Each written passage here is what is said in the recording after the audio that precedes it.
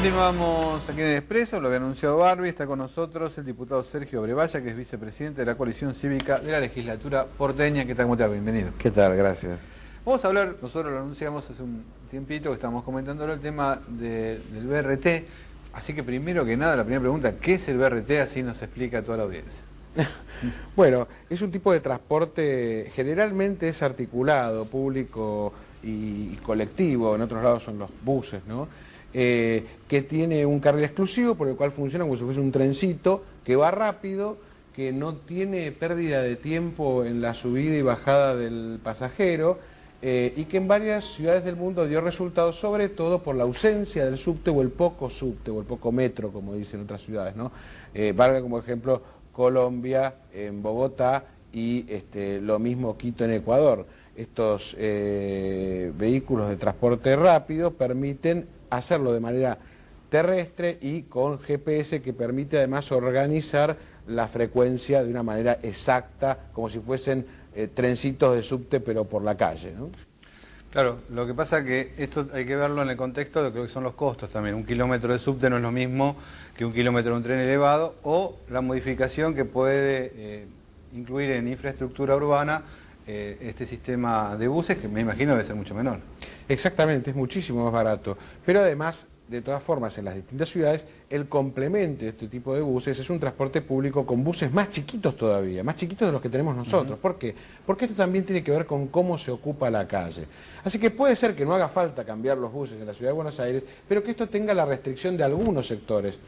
El gobierno de la ciudad propone Juan B. Justo, hay que ver si es la mejor propuesta. Otras posibilidades están en la 9 de Julio, que tiene los carriles mucho más armados como para pensar en eso, y un transporte además vía autopista, como podría ser Villaluro hasta la 9 de Julio o hasta la salida de la ciudad, y por supuesto pensando afuera de la ciudad de Buenos Aires, que es el problema para nuestra ciudad, que es laboral y que todos los días trae 1,5 millones de vehículos adentro del microcentro, está en lograr que se conforme el órgano interjurisdiccional. Dentro de esa posibilidad hay una aún más básica. La ciudad de Buenos Aires no coordina sus propias áreas. Subterráneo no se sienta con tránsito, no se sienta con AUSA. Y este es un problema muy serio, porque estos diseños, como el BTR, ocurren aisladamente. No le consultan a subterráneos. Por eso yo presenté dos proyectos en ese sentido. Uno, la conformación de un consorcio, por un lado, que el Estado de la ciudad se junte para diseñar estas cuestiones y las balancee. Diga, bueno, es más barato acá, pero yo puedo hacerlo porque tengo tanto espacio en la calle. O me conviene el subte porque es una inversión más cara, pero me rinde mucho más, porque ha sido de esa manera, por lo menos evaluado en los últimos 50 años. Y por otro lado, para que también siente al mundo empresario en un foro, aparte del consorcio, con el cual debata todo el tiempo, porque si no, simplemente te puede caer en el fracaso cualquier medida que pensés, ¿no? Sí, me imagino que Juan, justo conflicto con el subte no puede haber, porque ahí abajo con el arroyo me parece que el subte no va a haber nunca. No va a haber nunca. Pero lo que vos decís obviamente del tema de un ente que aglutine por lo menos a todas las jurisdicciones, es elemental desde el punto de vista no solamente de realizar un proyecto, sino de empezar a ver la cuestión desde el punto de vista del usuario, no solamente de diseñar sistemas que después, o sea, quiero hacer una tarjeta para que funcione en el subte colectivo, algo como se hace en otros lugares del mundo. No lo puedo organizar desde el colectivo o desde el subte, lo tengo que organizar como un sistema, que es lo que no está pasando, me parece, ¿no? Tal cual, y eso que es la intermodalidad, yo creo que si antes estaba cuestionada por la cuestión práctica, hoy es perfectamente posible. Quienes viajamos en subte sabemos que podemos pagar con una tarjeta que acumula dinero y que va descontando. Eso quiere decir que podría hacerlo en cualquier otra modalidad de transporte y asignar partidas según haya sido el gasto de esa tarjeta. Así que me parece que hoy es perfectamente posible. Tenemos también presentado un proyecto en ese sentido y el compromiso de la Comisión de tratar tanto la intermodalidad, pensando además en que en esta intermodalidad intervenga otra vez subterráneos, con el transporte privado y la posibilidad del BTR, y el consorcio, que te insisto, es tan insólito, por ahí no lo sabe el televidente.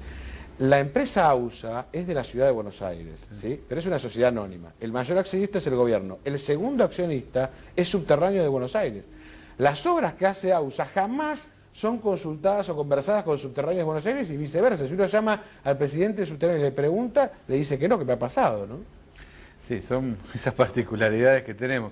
Y también, bueno, hablando de particularidades con el tema político, uno a veces se pone a pensar, como vos hablaste del Transmillennium, ahí se partió de reorganizar todo un sistema de transporte y no de hacer un hecho aislado. Y acá a veces uno dice, ¿esto no será consecuencia de un anuncio que hicieron en su momento de extender las líneas de subterráneos y como el mundo se quedó sin crédito, algo había que hacer?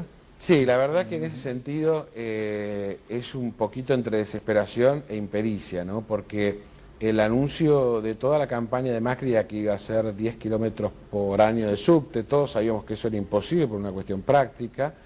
Él le echa la culpa a un crédito que correctamente pidió, que además yo creo que el BID se lo iba a dar y que el gobierno nacional trabó, bueno, vaya a saber por qué, quizás por cuestiones políticas. Pero lo cierto es que el costado de esta historia, que la ciudad de Buenos Aires solventó todas las obras de subte en todos estos años con recursos propios, jamás tuvo un crédito.